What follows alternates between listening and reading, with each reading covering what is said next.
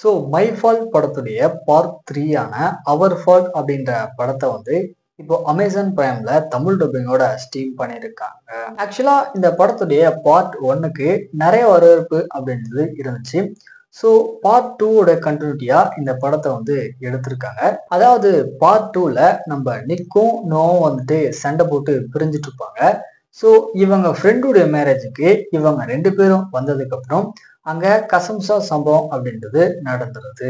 So இதுக்கப்புறம் நம்ம ஹீரோனான நோவா வேலைக்காக ஒரு ஏஐ டெக் கம்பெனில வந்துட்டு ஜாயின் பண்றாங்க.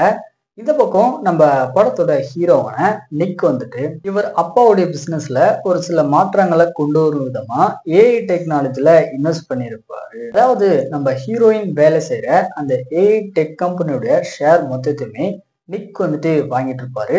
ஸோ ஒரு கட்டத்துல இவங்க 2 பேரும் மீட் பண்ணிக்கிறாங்க.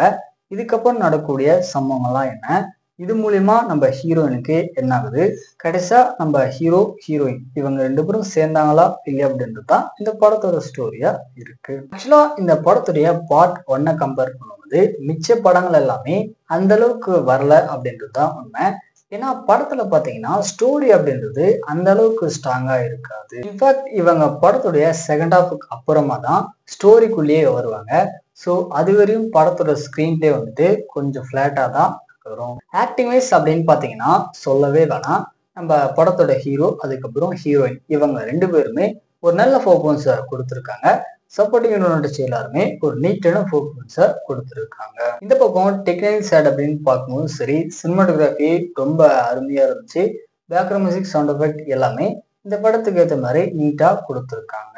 பட் இருந்தாலுமே இந்த படத்துல ஸ்டோரி அப்படின்றது சுத்தமா இருக்காது.